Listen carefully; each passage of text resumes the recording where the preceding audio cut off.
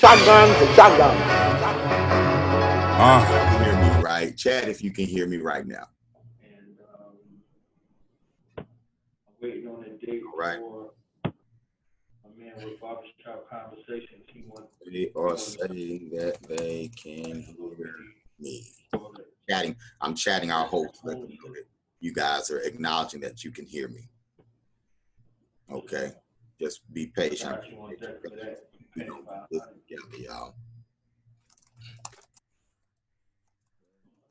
You paying $500. Good thing I learned how to type along the way. Let me see. Okay. Okay. And now if we can get brother to mute, then we'd be good to go. Yeah. Thank you, brother. Thank you, brother. All right. Good. All right. Whew. Now, Black Power. Peace and power to everybody in here. I don't know if everybody's has to stay muted, but I definitely don't mind feedback. I definitely don't mind dialogue in our lecture today. Okay, and so it's an honor to be here. I see the room filling up. Wow, But before we get into anything, I definitely have to acknowledge the Creator. There's never been a mighty African nation that wasn't spiritual at its base.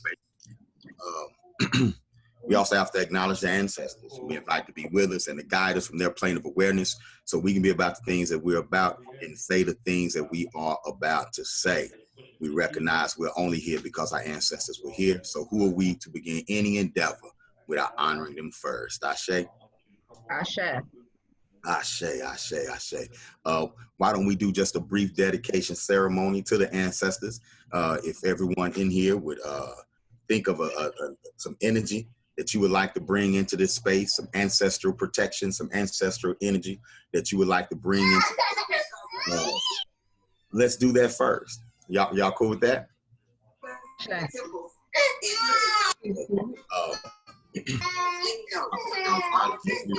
so being in the room. I'm going to ask my elder permission to begin. I'm 48 cycles around. Anyone does that. What's your login? Okay, I need some. What's your login?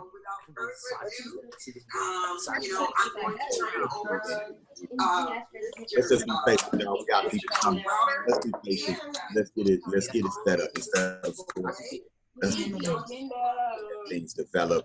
Let people start kind of realize, come in, feel around. I use Zoom every day, so kind of come in. Yeah, there you go. Mind your volume, mind your audio settings. Put yourself on mute and get set up. That way, we can hear each other too. Ashe? Ashe. All right. And let's see. I can get Knowledge Born to mute his audio for a second.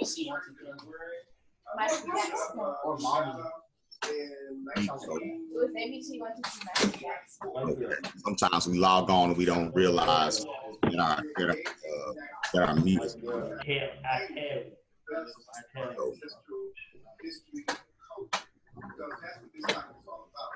Thank you, Sister Ray. Thank you, Sister Ray. Ashe. So as you all are saying that, you all know how to make yourself a student, so when we go into student view, we can see inside of our classes. Sound like we're getting they're conversing.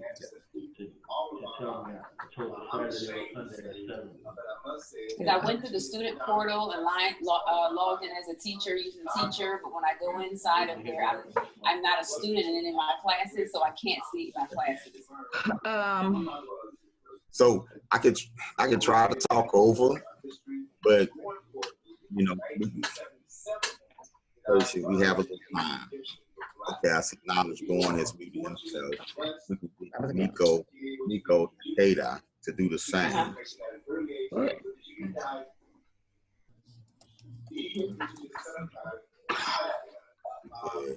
About just learning how to navigate this. I did, but when I did that, it said Go. The host flexed his powers. That's what I'm talking about. I was waiting on the host to just flex the power. You have the power. We can't do nothing if you don't let us do it, you know? So, okay, good. Hey, the African gonna figure out how to navigate. You know, we're gonna learn the terrain. Just give us a little time, you know.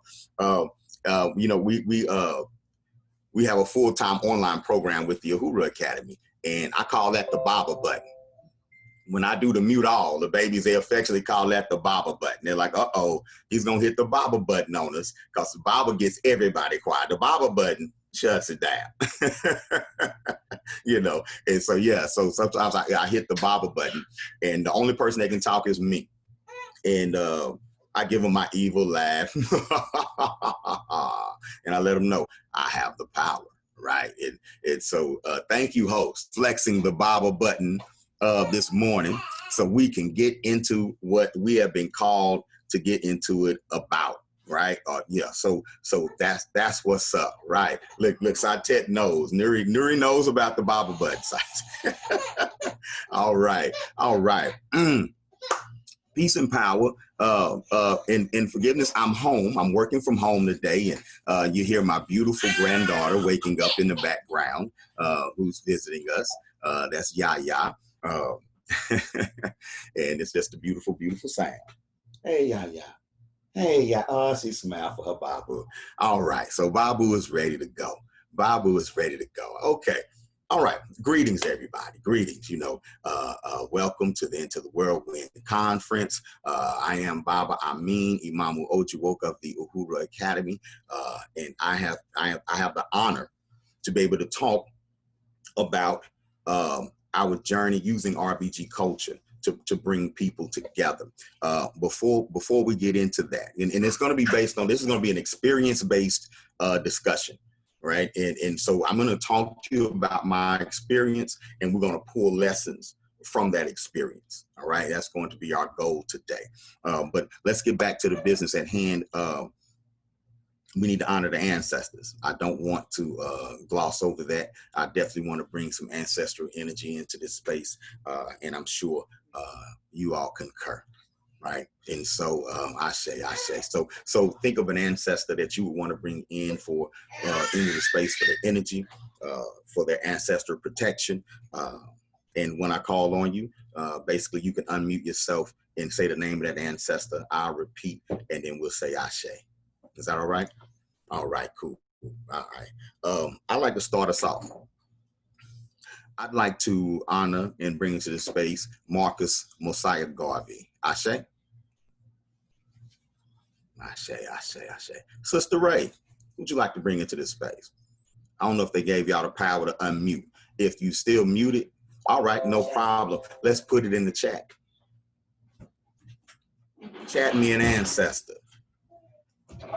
Chat me an ancestor, and please allow me the privilege and the honor to call out their name. Chat me an ancestor, and I'll get to as many as I can. Ashe to the Honorable Harriet Tubman. Ashe. Yes, absolutely. Jean-Jacques Dessalines. Ashe. The Right Reverend Nat Turner. Ashe. Malcolm X. Ashe. Ida B. Wells. Ashe. Queen Ya Asantewa. Ashe. Ashe. Chairman Fred Hampton. Ashe. Robert F. Williams. Ashe. Woo. My mother, Alice Baker. Ashe. My father, Robert Parker. Ashe. Mabel Williams. Ashe. Woo. Amilcar Cabral. Ashe. Satet's great-grandmother, Alma Griffin. Ashe.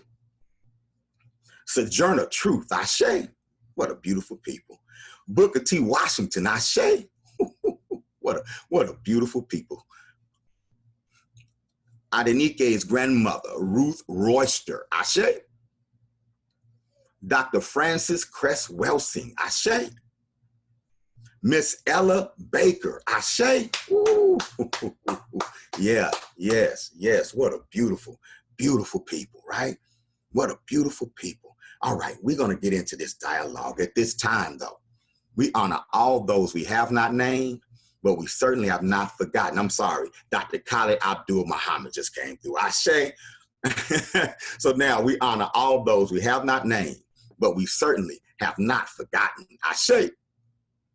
Ashe. Ashe.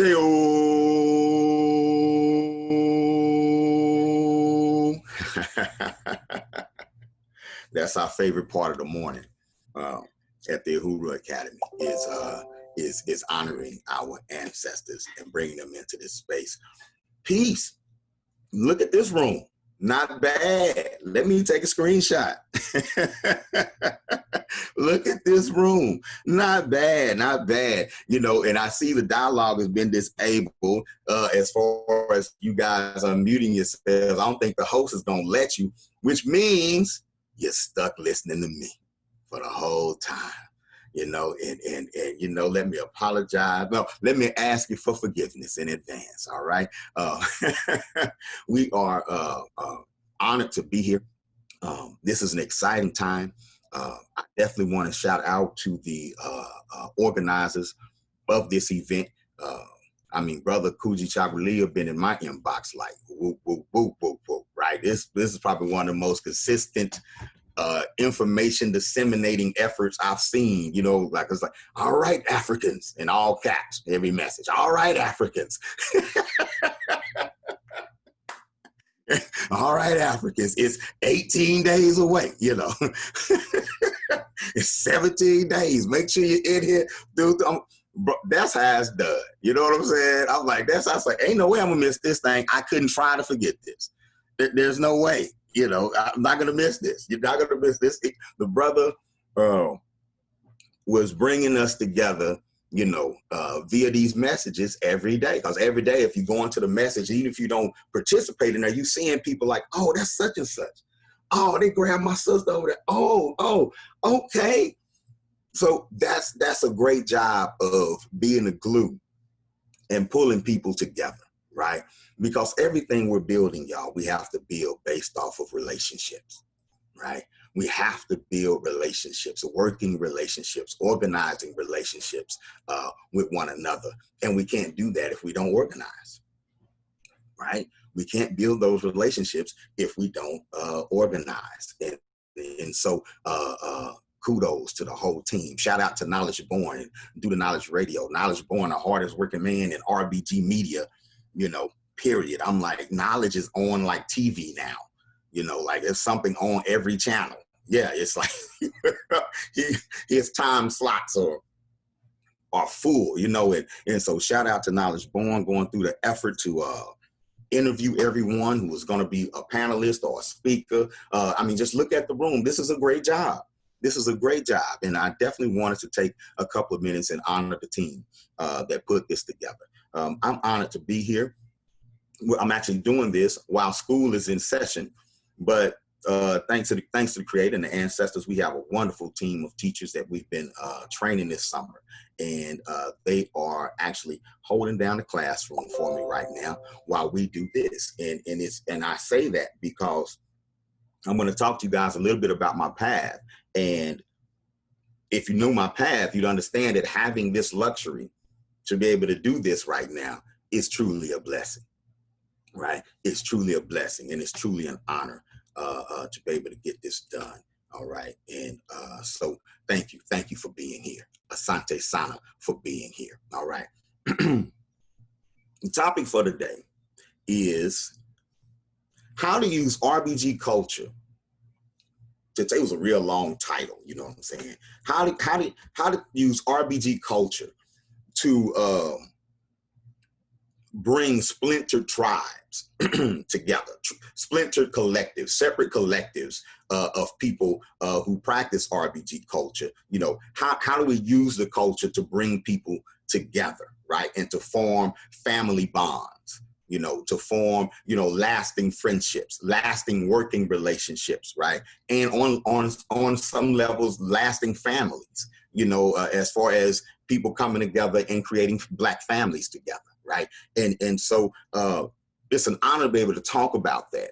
It's an honor to be able to share our experience organizing within the community about that, because what it tells me is that people recognize one of the strengths in our movement, you know, and one of the strengths in our movement is our ability as African people to connect with each other on spiritual levels, on a mental level, like to really connect and bond with one another and build something constructive from those bonds. You know, we have a very unique journey in this country, and we are a people who refer to each other as brother and sister in a familial way, even when we're not biological family. It's something that's culturally inbred in our DNA, you know, and it's something that other cultures try to mimic, you know, hey brother, but you know, when they say it, it just don't really feel the same, do it? You know, you can kind of tell that is forced, right? But with us, it's a natural inclination to say, peace, sister, peace, brother. And when you say it to me, I really feel like I'm talking to my sister, or I'm really talking to my brother. And then it dictates how we treat each other from that point on. I'm walking up to you and I'm telling you, I'm about to treat you as my sister. And you're about to treat me as your brother. We've never met, right? And so now an instant connection begins to take place because we've established the parameters of our relationship off top. Now all we have to do is access our own character and honor that understanding and actually be a brother and actually be a sister. Not a sister with a brother with an agenda, right? Well, a harmful agenda, a Eurocentric agenda. You know what I'm saying? Not a sister with a Eurocentric agenda, you know what I'm saying? But with an agenda to build something productive, right? In whatever this bond is, right? And so just exploring that dynamic and that ability of African people to connect on that level. You know how that hang out on Sunday night at the parking lot where you know you ain't supposed to be, but we all can't help but to congregate, right? And you know you're gonna be there till somebody get loud, all right, it's time to go, you know, and then we're gonna come right back next Sunday and do what? The same old thing again. But just no matter how self-defeating we seem to be culturally, you know, no matter gangster rap is going on, drug infested community going on, we still want to what? Come together. We still won't isolate from one another, particularly in the Black community. Losing property in the Black community, losing ownership, losing power. But what I've noticed over the years is we still have these pockets where we still want to come together and be connected. Even if it's being connected and doing some negative things, it's still a what there? A connection. So what we have to learn how to do is how do we get rid of the negative things, but keep the what? The connection. One of my observations in this movement has been, you know, sometimes it's one or the other with us, right? I'm either gonna, some of us just have a problem staying connected. Let's just say that, right? Right. Some of us, when we get knowledge, or what we call knowledge of self, or begin studying, and then we become eager to do something about it, in our frustration, we lose our connection or our ability to connect with our community. Sometimes we even develop a fear of connecting to the community because our journey into knowledge of self sometimes was, I'm trying to escape negativity over here. So sometimes if I'm pushed into a situation based on a negative frame of reference, like I don't want to be right here. Well, it's kind of like how some of us go to school just to get out the hood. You don't go to school to build the hood. You don't go to school to reinvest in the hood. Our goal in my generation was to grow up, go to school, get a degree, and leave this behind, right? So sometimes we transition into consciousness, into Black consciousness, right? But we still have in our core value system a thing that I'm supposed to be leaving something behind, right? And in that effort to leave it, but I can't be like that no more. I don't play dominoes. What do you mean? You know, we need to be talking about this liberation thing. You know, y'all, it's all y'all do is barbecue. We need to be won't do, you know, and and what you're doing, perhaps I'm a little afraid that I'm gonna backslide or something in my life. So I put this barrier up to kind of protect myself. And sometimes you have to separate yourself for a little while, right? But in separating yourself, you got to be calculating and say, but I still need to have one foot over here. I still need to go sit with Big Mama every couple of weeks, right? I still need to call my brother and my sister. I still need to check on this person, check on that person, because what you don't want to lose, you want to lose the negative behaviors, but you don't want to lose the what? The connection. I say. And so I've been fortunate that my journey began based on establishing connections. My journey into this work began, right, in a state of establishing connections in the community. I want to share a picture with you all. And just bear with me for a second because I have 9,000 tabs open here, right? But I want to share a picture with you all right quick. And it's something that a picture I took on my recent visit to Texas. And it means a lot to me because it signifies my journey.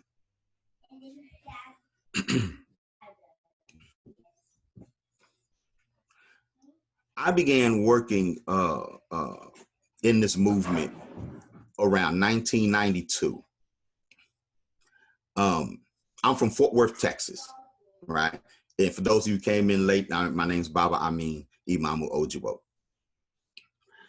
My first attraction to knowledge of self came in college. I was exposed to a Black Studies class in college, and it turned my whole thinking around. Shout out to Dr. A.J. Stovall.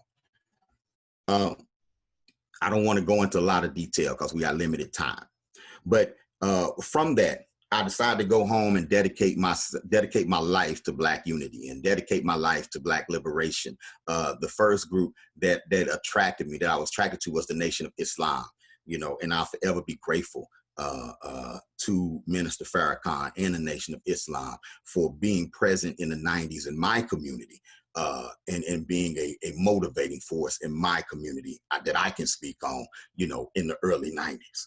I thank the creator for Dr. Khalid Abdul Muhammad, because it was his lectures that fired up a young, dark-skinned Black man like myself, you know what I'm saying, that was actually slated to become an engineer, but I guess I am an engineer, just in a different way, and didn't know that I was going to fall in love with my community. I was raised to get out, and so these brothers took me under their wings. A brother named Will Muhammad in my community took me under his wing and invited me to study group, and that was my first exposure to Black love.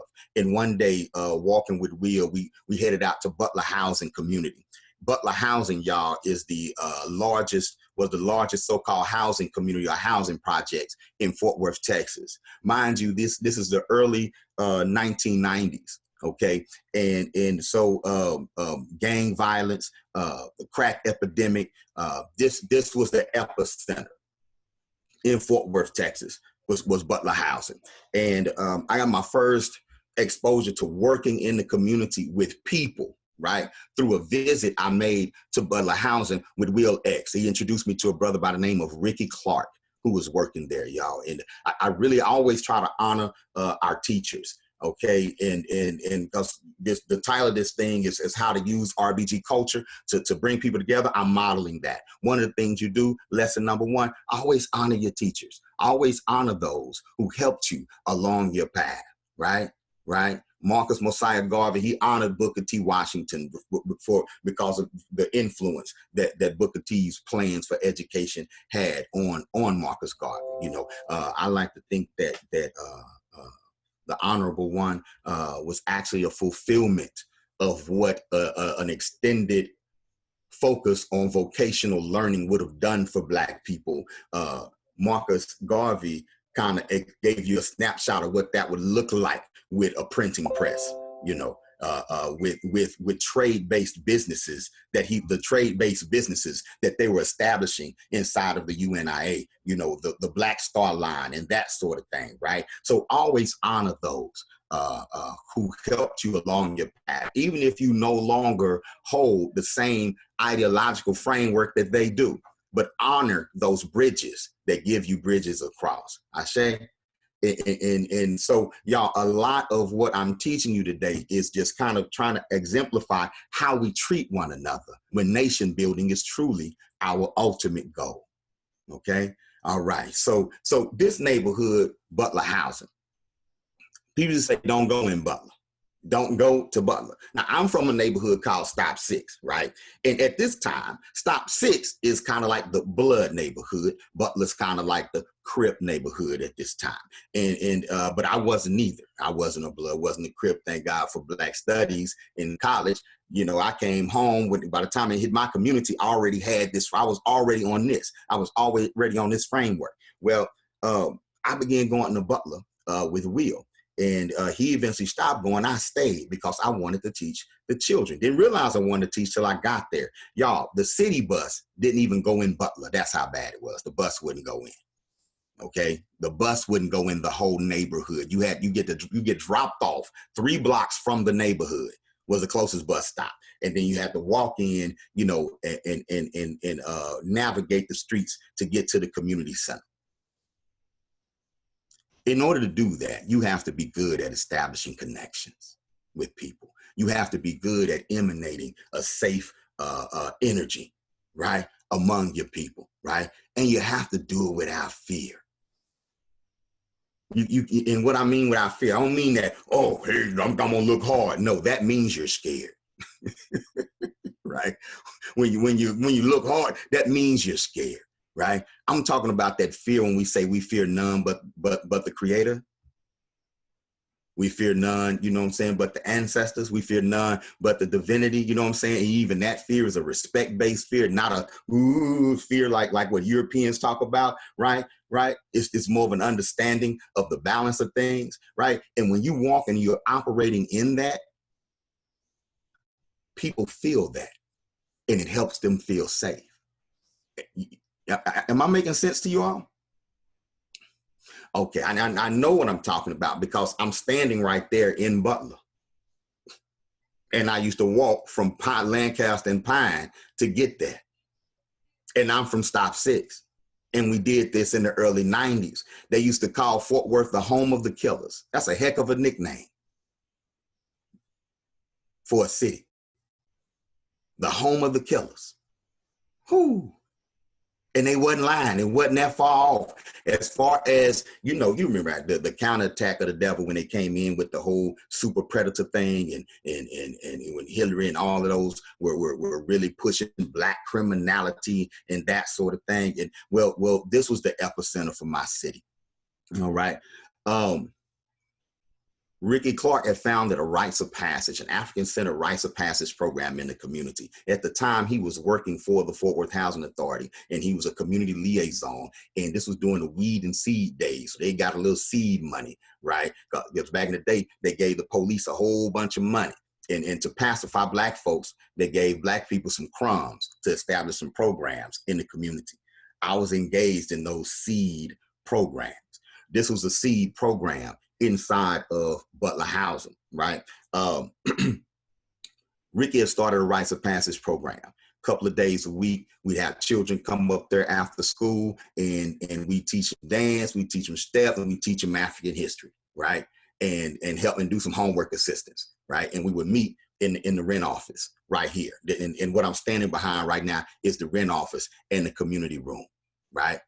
Now, What aspects of RBG culture are we using? Number one, Kuji Chakulia.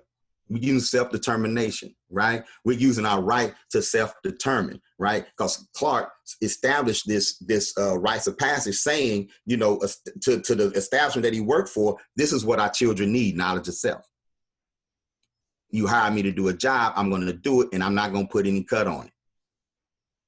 Because you understand when you get money from the government, right, you got to put cut on what you teach. If you get money from the government, you're right. That is not ownership. You're not in ownership. And that's why, you know, because a lot of us come together and say, I want to do something for the youth. I know how to get these grants. Well, you have to watch where you get your money from.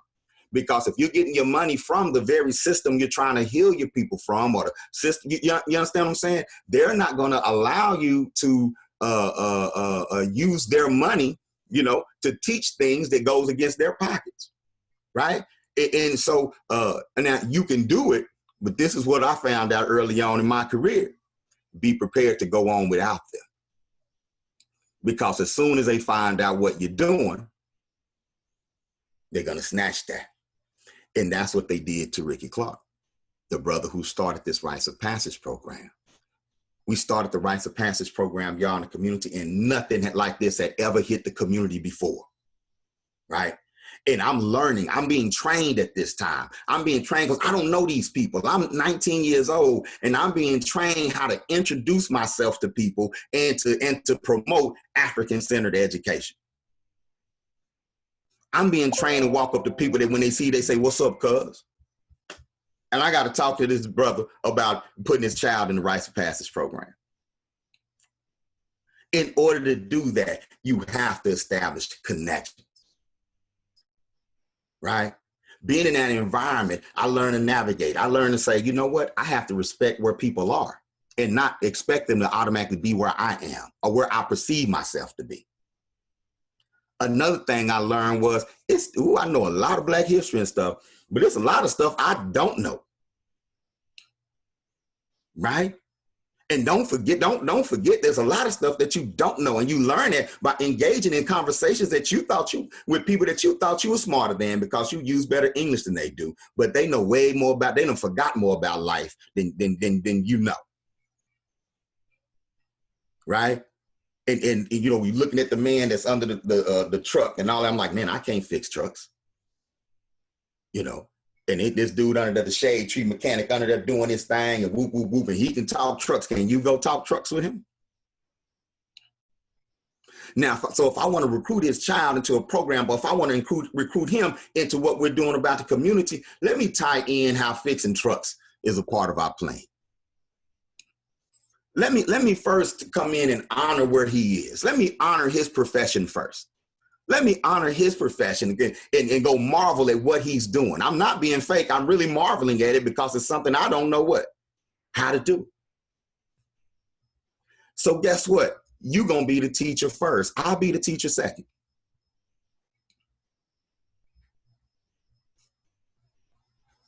I don't have to establish myself as the dominant person because it's very Eurocentric to think that you have to be the dominant person in the relationship in order to get anything done. Right? I don't have to be the dominant person in a relationship. I want the listener. You got the mic first because I need you to listen to me. If I have an opportunity to listen to you, then I'm going to do it. Y'all, the key to bringing us together is relationships and establishing a code among one another and really just getting back to that, getting back to valuing one another's time and space and being able to see each other's divinity where we are. So only next to me on this wall, to the far left, that's Miss Shanika Sparkle Davis, right? Next to her is Lucretia. On my left, that's my brother Booney Lee. And the brother on the end, that's D-Ray, right? That wall behind you is a mural that was painted in Butler Housing in 1994. You see, after Rick was fired, we didn't leave. We kept doing the Rites of Passage program, but it was no longer funded, right? And so once it was no longer funded by anything, we had to be resourceful and figure it out because by this time we couldn't leave. See, we couldn't leave Lucretia because the day when Lucretia joined the Rites of Passage, her house had got raided by the police that morning. She was 9 years old. Her house was raided by the police that morning. She had rifles, guns put in her face that morning. And everybody in the neighborhood was talking about it. She just needed to get somewhere. She just needed to get somewhere to get away from all that noise. We were just so happened to be teaching STEP in the community room, and she came in there and had a safe space to be in. Shanika, beautiful, bright, just the bubbliest little powerful young sister you ever want to meet. Multiple generations already of her family were living in Butler housing. Multiple generations. We had great-grandparents, grandparents, parents, and then now here's this next generation coming up in the middle of a crack epidemic, in the middle of rampant gang violence. So when Rick was fired, we couldn't leave.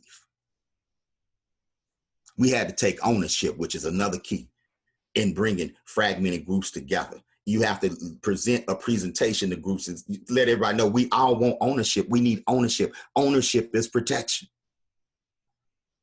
We want to give you, let's show you an example of ownership. And we have to have ownership on our mind. We have that, because if we're going to talk about nation building, we need to have the land in our possession in order to build on top of it, right?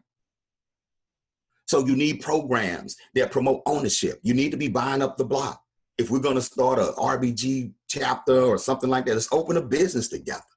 If we're going to organize together, let's own something together. We were forced to own the Rites of Passage program. That means we had to break out thinking that you can only have a program if you have a government grant. So we decided to own it. Y'all, we had spies inside that worked for the housing authority still. And what our spies would do at the end of a workday, they would wedge a piece of paper or something between a locking mechanism and the door. As soon as the staff cleared out of the hood, we all went in there. The community used the community room without permission, because it's a trip. It's my community. Why need permission to use community room? We never missed a day of practice. We never missed a day of practice because her life depended on it. It wasn't about us. We weren't trying to build nothing elaborate or anything like that. Her life depended on it. Shanika's life depended on it. Booney Lee's life depended on it. D. Ray's life depended on it. So not doing it was not an option. We continue to work in Butler housing anyway. They came every day. The mural behind you, but below you can't see the whole thing. It says Mo Better Butler. We started a movement in that community because in that community, over the previous 7 years, only 10 people had graduated high school prior to us getting there. Yeah, go integration, go. It was actually a high school sitting in the middle of Butler housing that it was the #1 black high school in Texas called I.M. Terrell. When they integrated, what my city did was, in the name of progress, well, let's just close down I.M. Terrell. I.M. Terrell, which was turning out the next generation of black leaders. I.M. Terrell that were getting people out of the cycle of poverty in Butler housing. Let's close that because it's racist to have an all-black school. And let's bust these black people to where they want to be, over here at Arlington Heights where everyone hates them. Let's see how that works out. How do you like a dose of poverty along with a side of hate?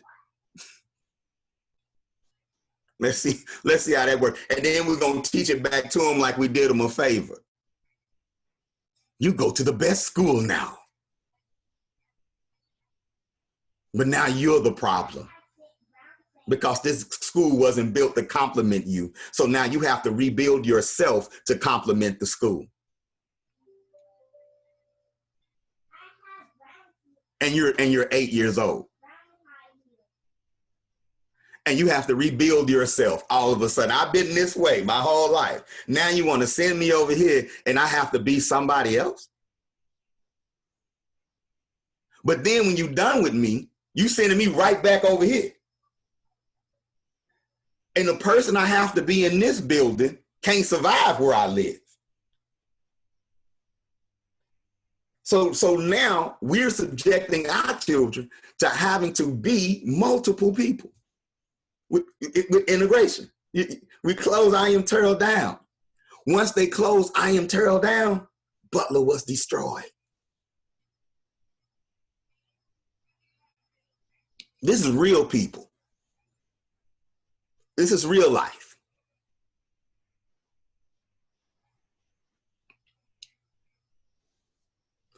And I'm telling you this because RBG Family Weekend and a lot of the Uhuru Academy and a lot of things that you may or may not have heard that we've organized and been a part of over the last 10 years, none of that happens without this. This is my education. This is where I went to college.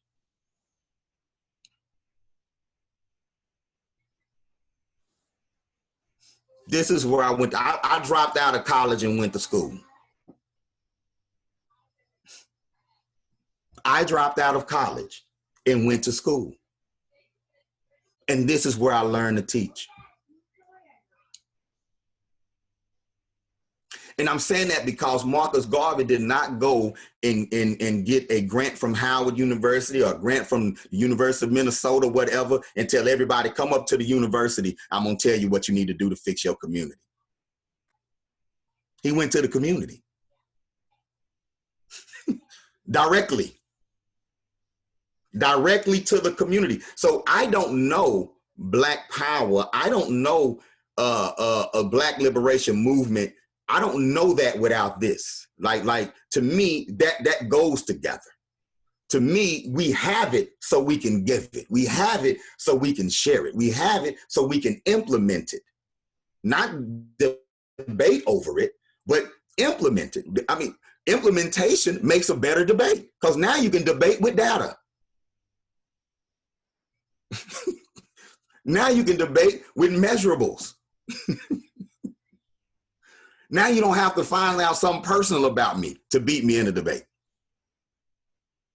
We can just run the numbers. So your program is this, then you say this, and this. Show me the implementation of that. How's that empower the community? What y'all building where you at? That's a question that we ask everybody to come to RBG Family Weekend, and not in a show-off kind of way, just in a, man, I know somebody as great as you is building something. And if you're not, I'm so willing to give you some ideas. For real. Let's see what you got. It might just start with building self.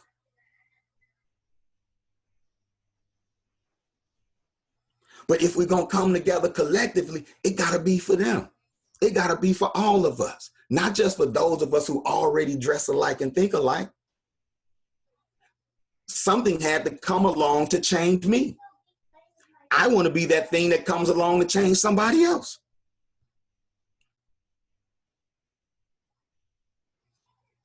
But if we are afraid of our own people, that's not RBG culture.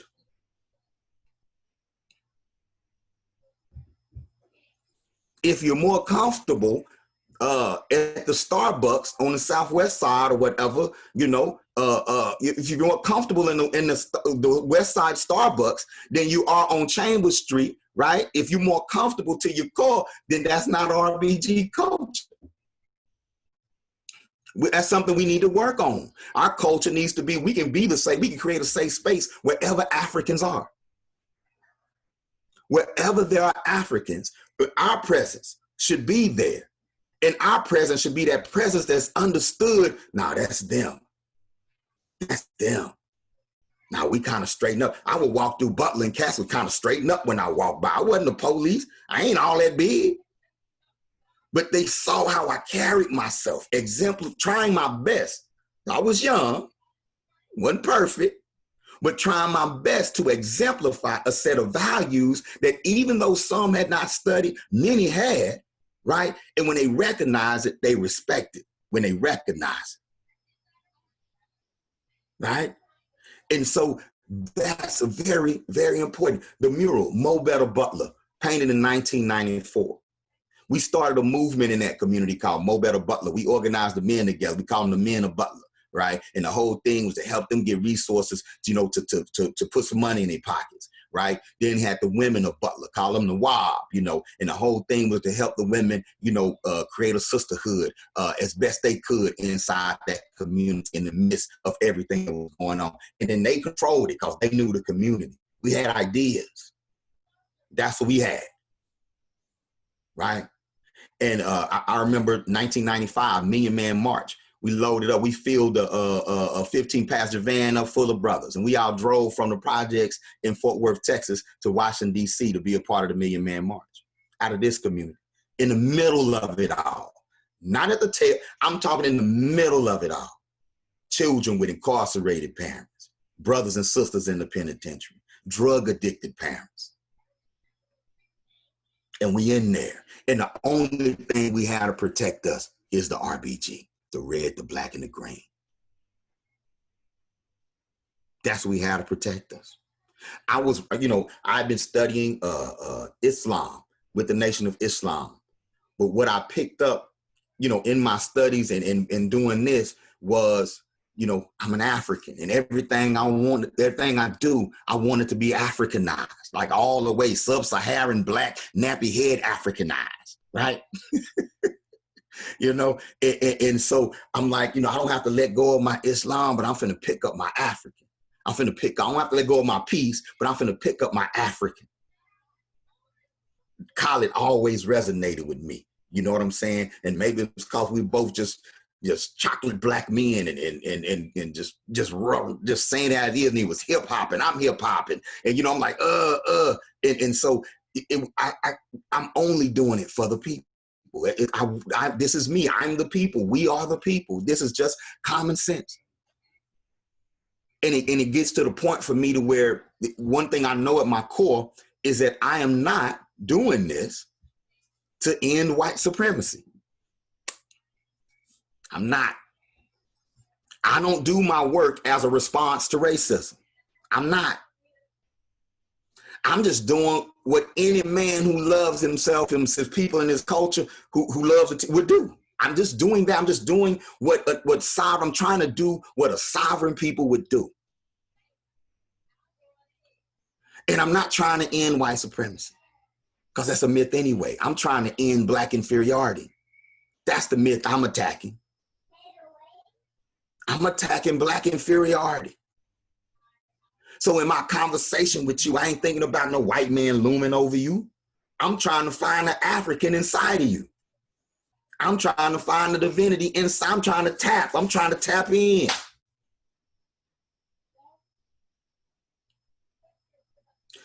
My experience in Butler housing represented that. We all got together because they've gentrified that part of Fort Worth and they're closing Butler housing down.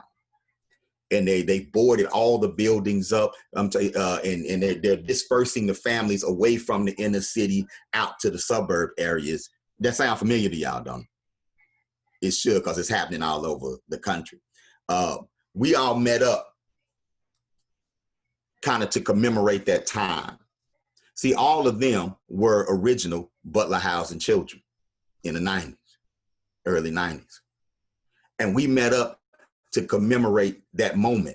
And we even did a little documentary about it that we're gonna be doing. But to commemorate that time, Shanika is a working professional right now. She has 2 children in college.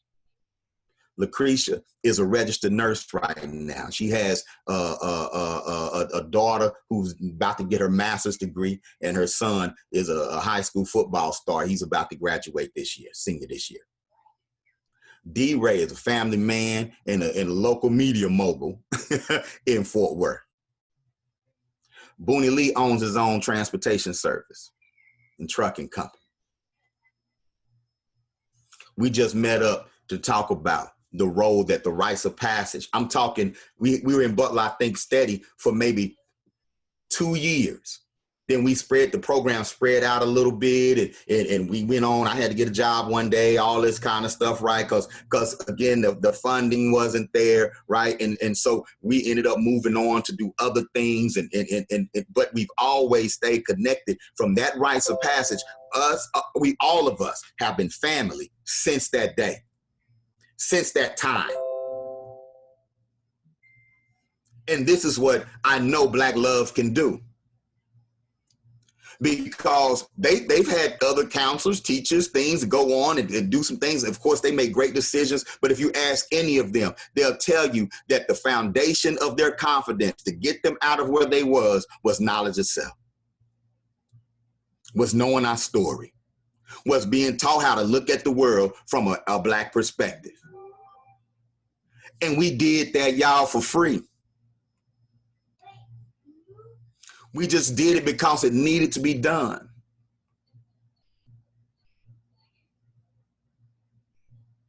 We did it because it saves lives.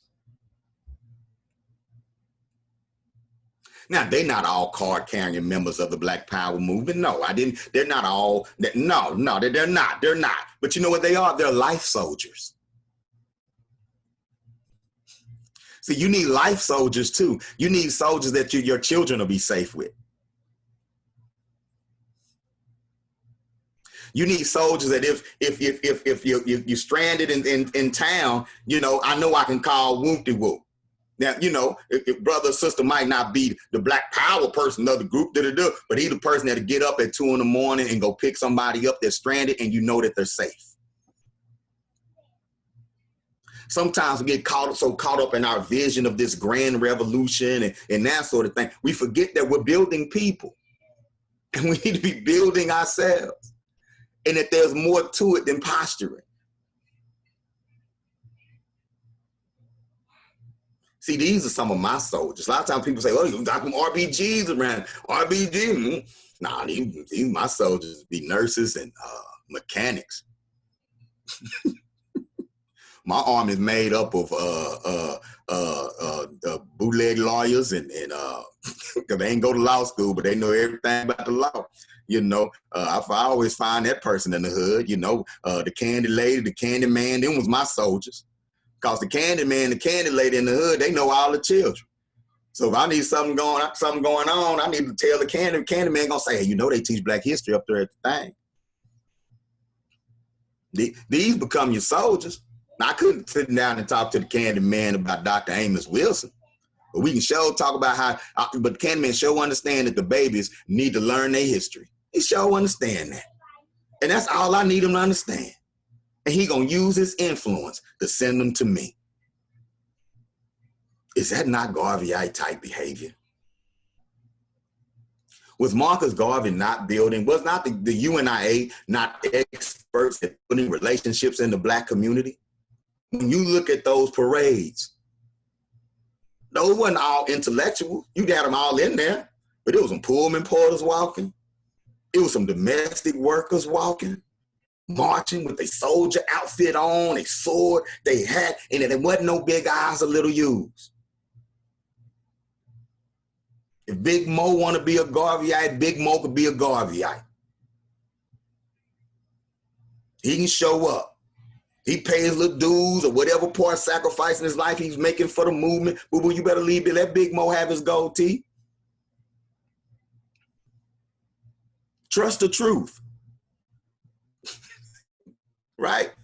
And so I learned early on, developing people is the key. I can show you better than I can tell you. Lucretia's a registered nurse. 9 years old, pistols in her face. She watched 2 people die behind her apartment in her childhood. One time she came to the group is because it was a murder and everybody said she saw it and she didn't want them to be all around her. She didn't want to talk to the police. She didn't want to talk to other people in the neighborhood. So she came and learned some Black history. They used to tease her because she was dark-skinned. And I remember telling her when she was like 11 years old, oh no, you have the skin of royalty. You are, you know, and we had another sister, her name Mashawn, and Mashawn did a great job pulling her aside like, you are beautiful, chocolate sister. You are beautiful. Just watch. Oh my goodness, you are beautiful. Look at you. Da-da-da. She didn't have anywhere else to go to get that. You think her white teacher at Stripling, where they were bussed out of the community at Stripling Middle School, was telling her how beautiful she was reinforcing her, reinforcing her confidence? No. So who's going to provide that counselor in the hood? Why not all these folks that's reading Amos Wilson and Bobby Wright and you know, why not all these folks that are studying the Naeem Akbar, studying this psychology? Yeah, that's where it's needed.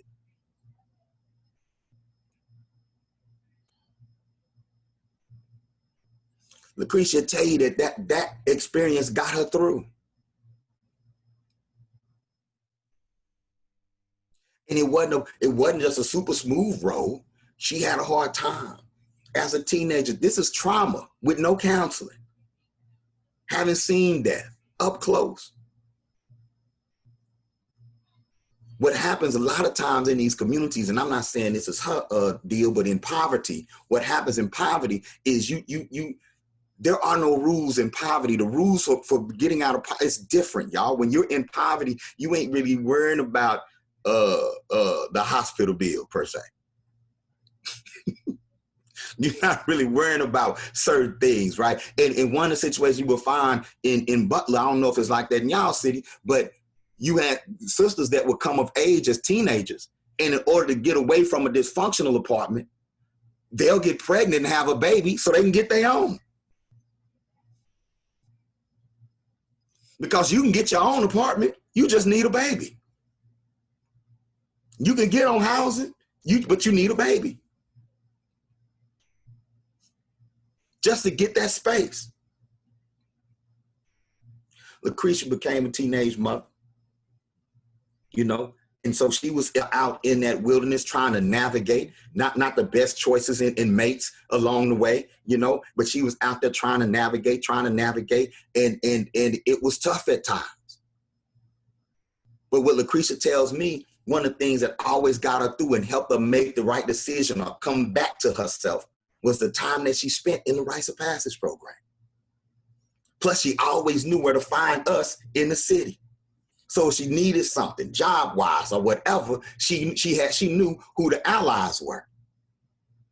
That's why we have to be resourceful. Like if you're going to put on your dashiki, see, one of the keys to bringing people together, knowing where the resources are. So you have to study. You got to know your terrain, soldier. You got to know where the jobs are. You got to know that. You got to know where the vocational training is. Where's the money? How do they get to the bag? If I'm not going to sell poison to my people, how do I get to the bag? Smart guy? How do I navigate this? Know your terrain. I started the Uhuru Academy, my wife and I, shout out to my man Koyo who allows me to do this. When we started the Uhuru Academy, I knew my terrain. It wasn't no wild black power, angry black power dude just running willy-nilly trying to start a school. No, I studied my terrain. I knew that in Texas, because the whites in Texas didn't want to integrate, I knew that there were no laws on the books regulating our ability to homeschool in private school. None. Because we had white flight out of our schools. And white folk, bless them, they wanted to make sure that the government could not stand in and force their babies to go to public school. So in Texas is it's a very conservative state, they say, but it's the most liberal homeschool state in the union. You have more freedom to educate in Texas. Now, the public schools in Texas are ranked like 46th in the country. You know what I'm saying? So there's not a lot of true investment in public education in Texas. As a matter of fact, public education in Texas is the textbook school to prison pipeline system. It's the textbook generational poverty creating system. Textbook. Ain't nothing wrong with the system in Texas. It is designed to cycle us through poverty and to fill one of Texas's most lucrative businesses, prisons.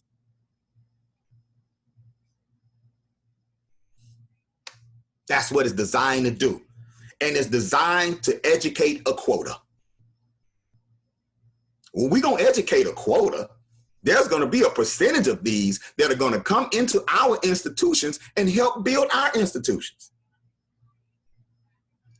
So we're going to educate a quota, but we're going to put them on the prison track. We're going to put them on that lower working class track. And we're going to put them on the welfare track, the poverty track.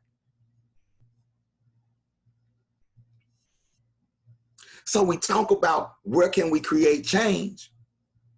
We talk about where can we use RBG culture to create change. I humbly submit a focus on education. I humbly submit a focus on building paths, right? They need a path out, a path within, building paths, building bridges. But you have to know your terrain first. We started the Uhuru Academy, and I always knew the proof was gonna have to be in the pudding. Understood that off top. When I started school, I knew the conscious community or whatever, I had no expectations and no anger, right? I knew that the conscious community wasn't gonna come and say, all right, here's our children. I knew that. I knew that. I didn't expect anything different.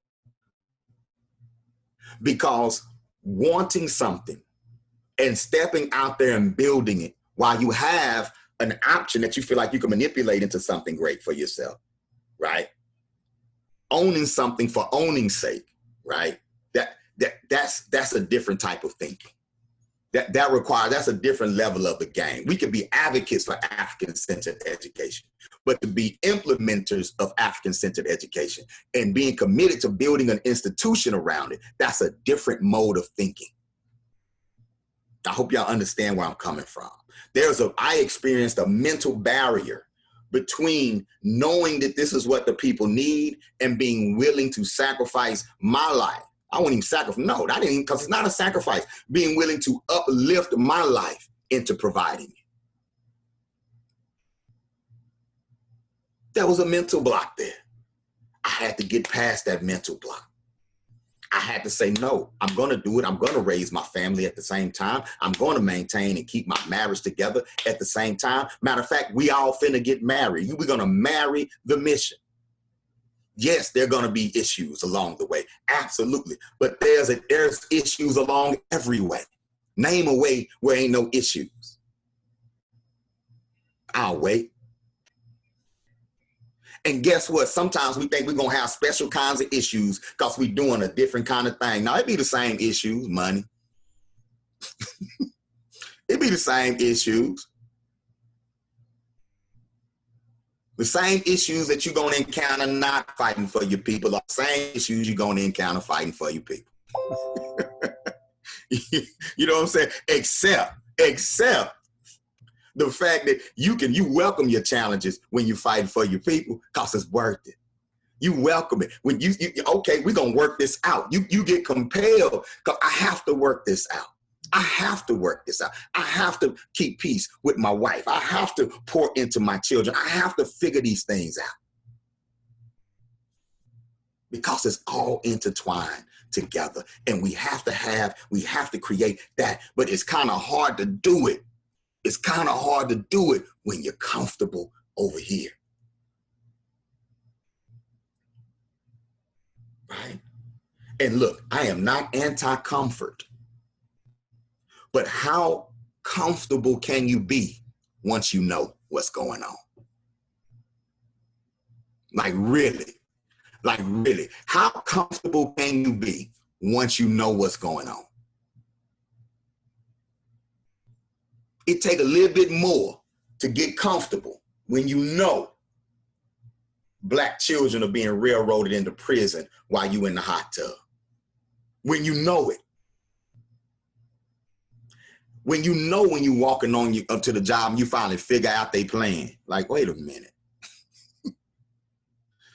Ain't no Black person ever got past this right here. Hold up. My salary in proportion to what this company is making is incredible. And I'm making this whole department run. Hold up. Like when you start figuring that out, how comfortable can you be? So you start buying all these comforts and buying all this, buying all that. Yeah, but you ain't all that comfortable because you know. You might as well come on over here. You might as well come on over here. And that's what this RBG Call to Arms really has been. It hasn't been a call to arms like da-da-da-da. No. Spiritual arm, mental arm, cultural arms, work arms. Let's call the work. Let's get inside the community. We're going to surround the community and protect the community. No, go inside the community and train the community to protect itself.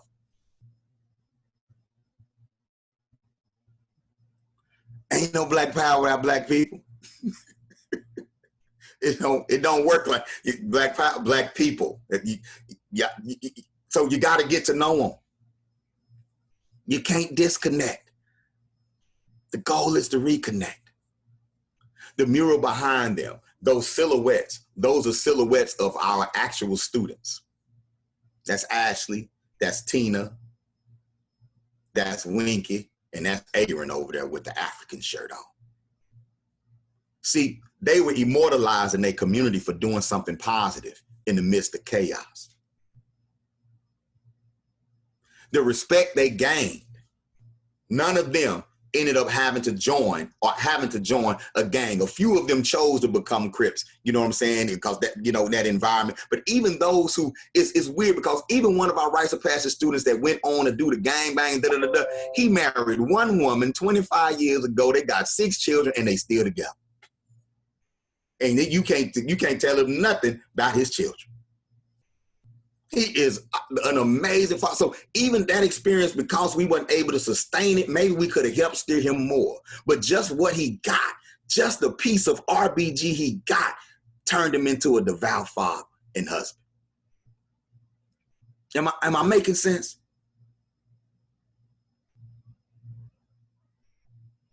So this is what and we're all them, y'all.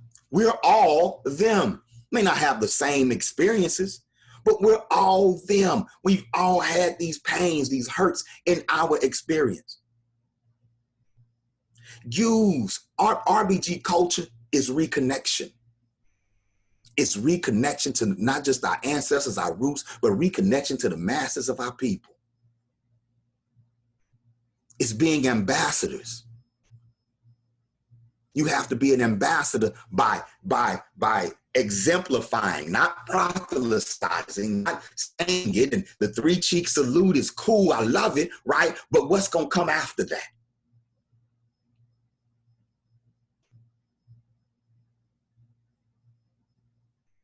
When I visit your community, like when I invited everybody into my community, right?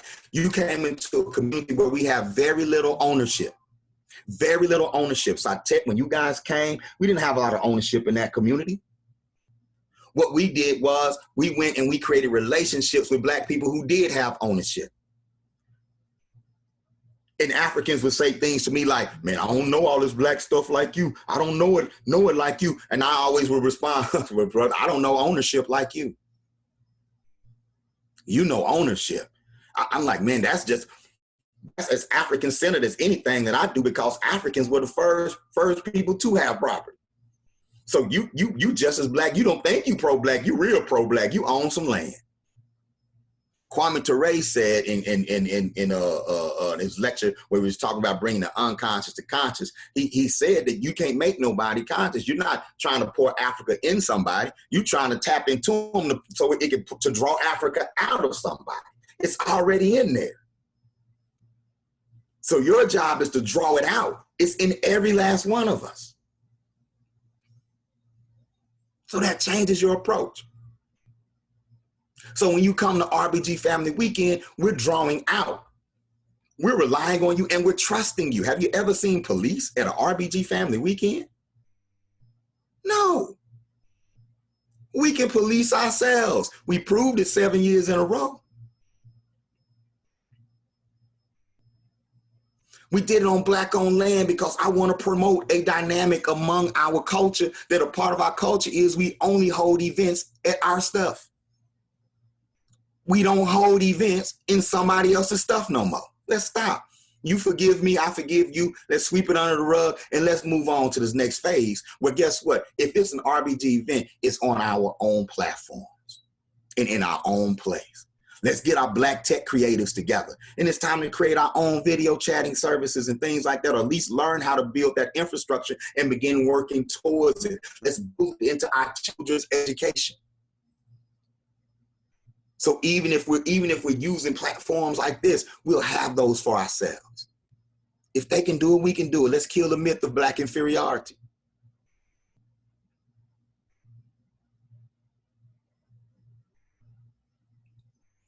Let's praise those, let's respect those in our communities that are holding on to the family home, that are holding on to this lot, holding on to that lot. And if you get a crew of 5 or more RBGs together, within 1 year, y'all should own a property inside of a Black community like Butler. Within 1 year. If 5 people who call themselves a king, if 10 people who call themselves kings or queens come together, and while you got properties that you can get at an auction for $500 in your community, and you haven't procured a property within 12 months, it's time to revisit, what are we doing? We need to create safe spaces in our community.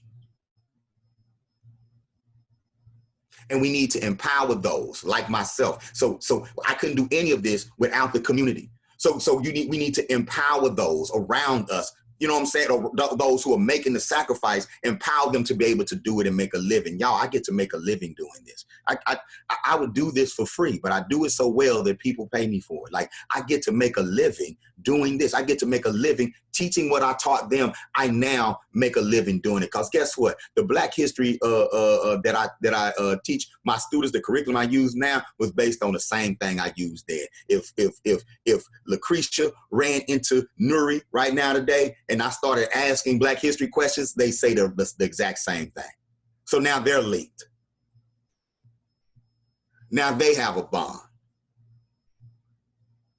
because they've come through the institution. So when you come to RBG Family Weekend, I'm trying to model to you grassroots institutions. No, we don't have $1 million budget. But we found what a true grant was. The true grant is when the people grant you the permission to do what you do. I received a community grant. And what I mean by that is the community granted me the right. They granted me the safety to do what I do.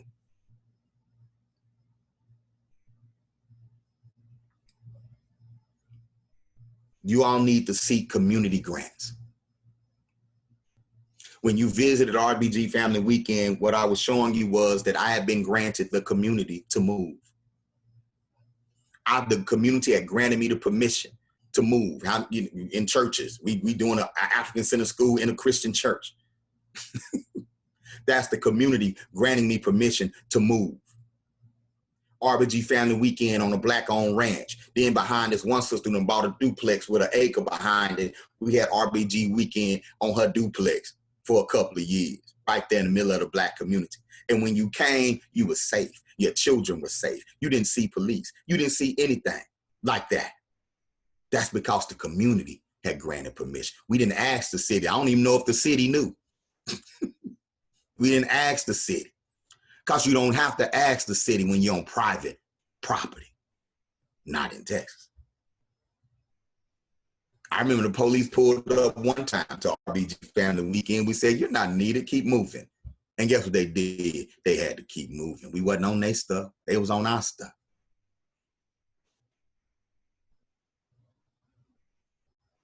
We pulled conferences together, African Center Education conferences, African Spirituality Conference. People were coming from all over the country. Boy, if we only had the Black hotels, if the Airbnb business was big back then, next time we're going to have the Black Airbnbs pop it for RBG Family Weekend. People coming in, we making arrangements, we hooking them up, we getting the deals. We making sure transportation is what it needs to be. So if you need a ride from the airport, somebody was there to come pick you up. You know what I'm saying? We bringing you in. We might say, hey, we're doing a meet and greet. We're not going to do the meet and greet at Tarrant County College. We're not going to do the meet and greet at Woonty Flooncy. We're doing a meet and greet at the barbershop. We chilling at MVP Barber Lounge Barbershop, Black-owned business. We doing a meet and greet there. We doing a meet and greet over here at Nubius, at Cushites. We doing a meet and greet at my local mom and pop's black spots. That's where we going. If you too fluency, well, it is what it is. But we ain't meet and greet at Starbucks. Now you pulling people that ain't even in the movement, but you got what? You got allies.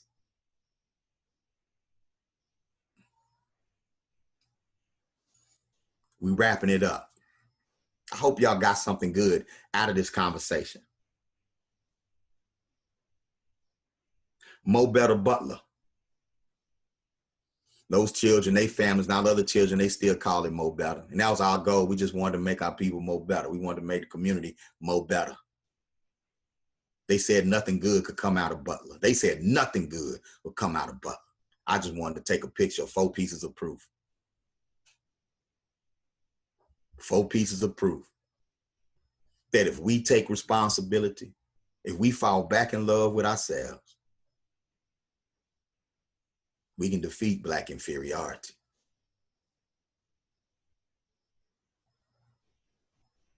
Questions, comments, or concerns?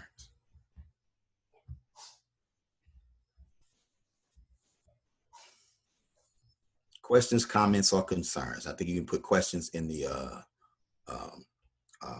chat. Give thanks, Baba Bomani, and shout out to United Front. Shout out to the whole United Front crew, you know what I'm saying? Bomani in the house. Great. Give thanks, Adenike. Give thanks. Give thanks, Satet. Give thanks. That's been my path. And so with the Uhuru Academy, it's the community. Our first students ultimately came from within the community. Matter of fact, my first student was a member of the Nation of Islam, young brother by the name of Rahmani Muhammad. And then my second student was Arabia Ross, you know, and shout out to Supreme Right Africa. That's how I met Supreme. He put his child in the Uhuru Academy, right? And people be like, you know, oh, Baba Supreme, Baba favorite, Baba close. Now people understand that once Supreme and I are raising his daughter together. You know, that's a different type of commitment. We're all raising our children together. When you put your child in the Uhuru Academy, we're partnering. We're partnering with each other to empower your child to succeed. To me, that's called for a friendship. You know, and so what you see, the bond amongst us, you know, in Texas is not something, we're no different than anybody else. It's just that we've built relationships between us that convict us that when we have a problem, we need to work on it or this falls. So we have to ask ourselves, is what we're arguing over worth what the community would lose if we don't work together?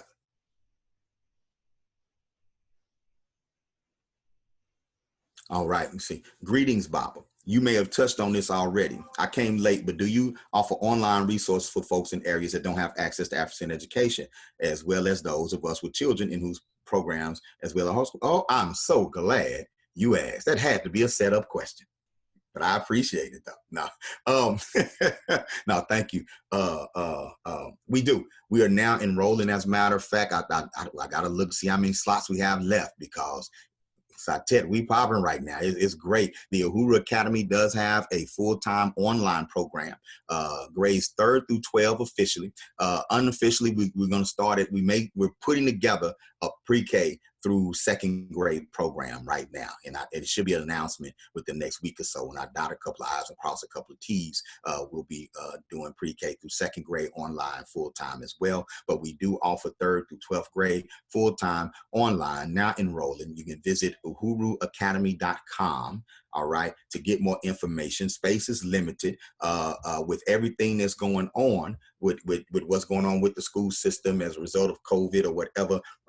To me, you know, the school system was already diseased, but with what's going on, it's created a greater demand and need for online learning. Of course, we have our online learning program, but I coach parents who want to homeschool as well, right? So I will, I'm here to be a part of that. That's another service that we offer as homeschool coaching. I'll help you with curriculum procurement. You know, where do you get curriculum? We have some original stuff, but we promote everybody else's stuff too if it's good. Right. I definitely shout out to Kamali Academy.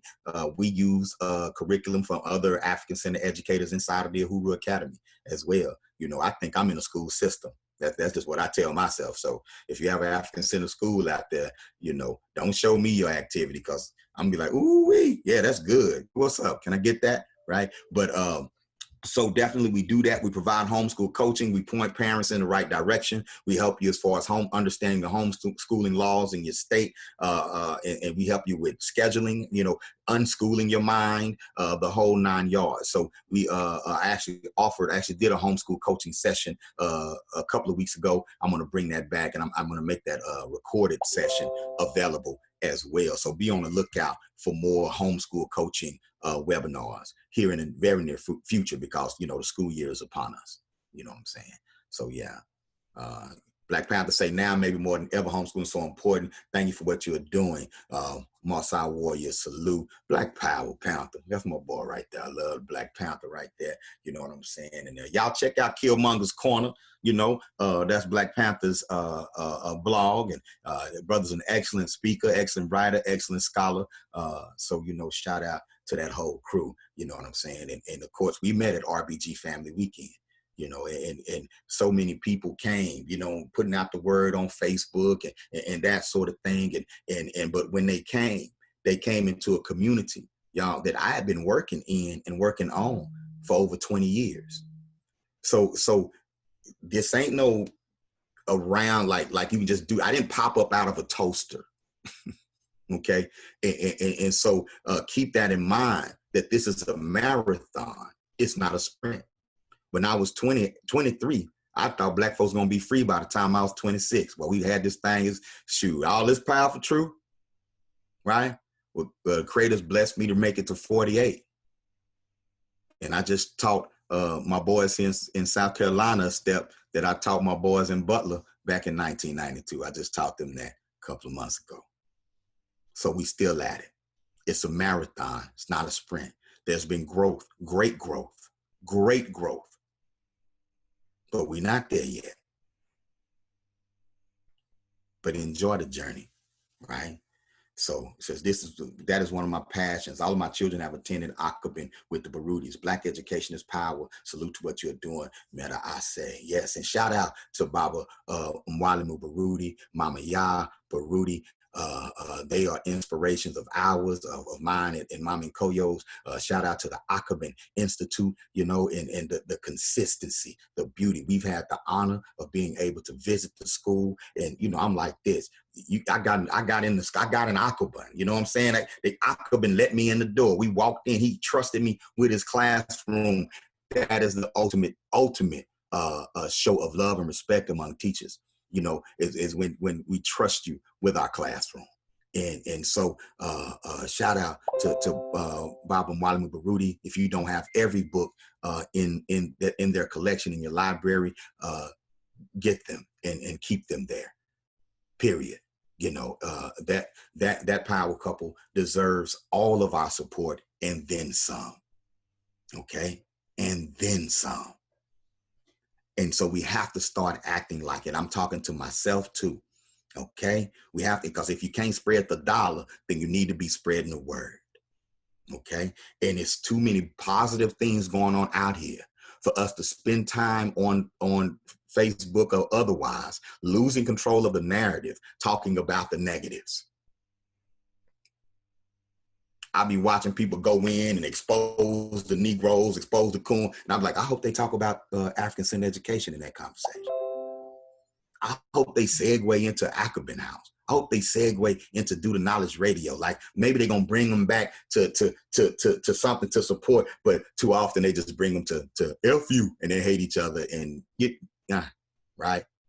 Control the narrative, y'all. Control the narrative. Educate our youth. www.uhuruacademy.com. You can email me at babaamin@uhuruacademy.com. Let's see. I'm not going to treat this lecture like we're not going to see each other again. Okay.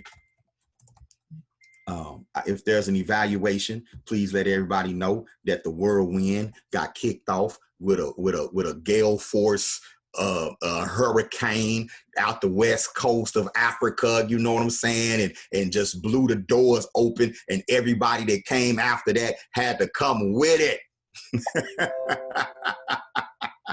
Because you all deserve it. Thank you for supporting this conference. Thank you for doing what you do and for being who you are and making this commitment. Our children deserve to know who they are. They deserve to love who they are. And anybody who doesn't want them to do that is not their friend.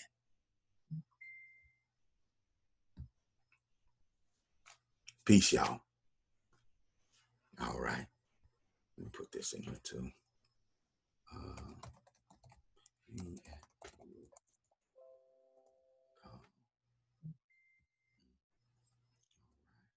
So I don't know how this works. If y'all just gonna leave, y'all gonna stay in here, you know what I'm saying?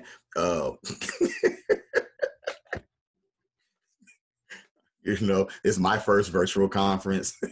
But look, a great turnout, huh? A great turnout. A great turnout. Congratulations. This was beautiful. This was beautiful. All right. Now I gotta go check on my students. Black power, y'all.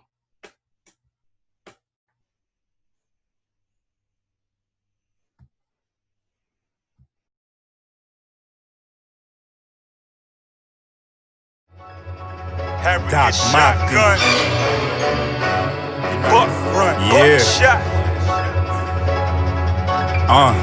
Intro to O. Yeah. And my dude that Timbuktu the Ave. For new, renew your passion. Shun the condition. And not the who, what, when, where, and you are from. At last. Put the higher